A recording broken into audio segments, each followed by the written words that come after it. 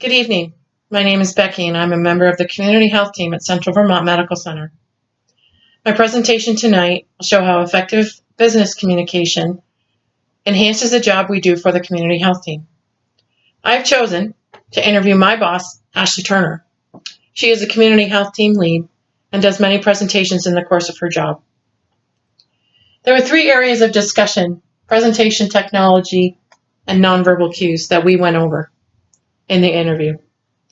I asked her, the presentation, does it matter whether it's an internal or an external audience?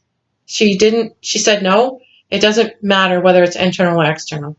The presentations are done the same.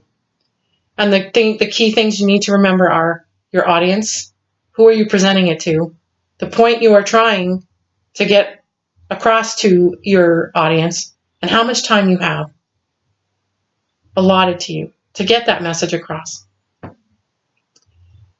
She indicated that when she's prepping for a presentation that she does much of the same prep work that we were required to do for this presentation.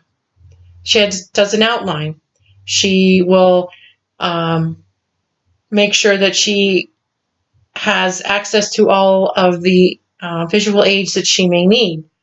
She will make sure she has any pamphlets that she wanted to present. She does a lot of preparation prior to the presentation, but that's the biggest part of the whole thing is the prep. I asked Ashley how she determined what technologies and visual aids that she might want to use. Again, the answer was knowing her audience, how much time she had, and the message she's trying to convey. Depending on the audience, she might use PowerPoint, she might use MS Video, a Visio, a whiteboard, such as this, or handouts. But it all is dependent on her audience and the message and the time. We started talking about nonverbal cues and how do you, one, know you're doing them, and how to avoid bringing them in to the presentation.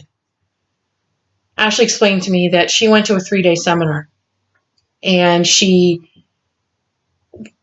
was videotaping everything she did for 3 days, and they were critiquing this to the point that at the end of the 3 days, she was able to do the presentation without anything other than her message coming across.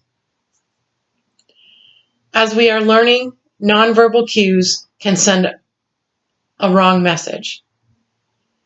Ashley decided to take this class because of all the presentations she does, and she has indicated it was a valuable part of her learning how to do an effective presentation and effectively communicate her message.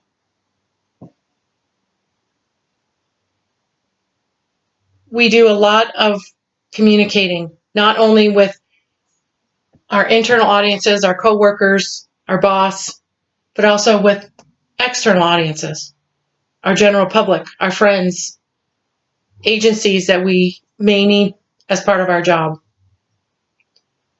We need to understand who it is we're presenting to, how much time we have to make that presentation, and how to do that presentation concisely and confidently.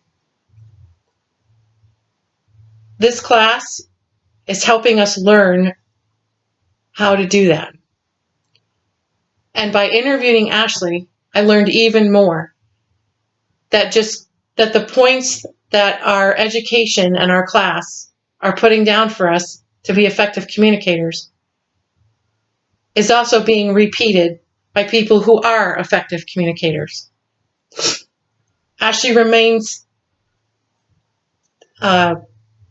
diligent in saying, know your audience, how much time you have, and the message you are trying to convey. If you know these and take time to prepare, you will have a wonderful presentation. In conclusion, I hope I've been able to give you a little bit of an eye-opener as to how effective communication enhances the jobs that we do as community health team members. Not only do we deal with internal, but we deal with external audiences, and we need to be able to get our message across. Without being able to communicate effectively, we'd be unable to do our jobs and be the support needed for the community and the Central Vermont Medical Center. Thank you.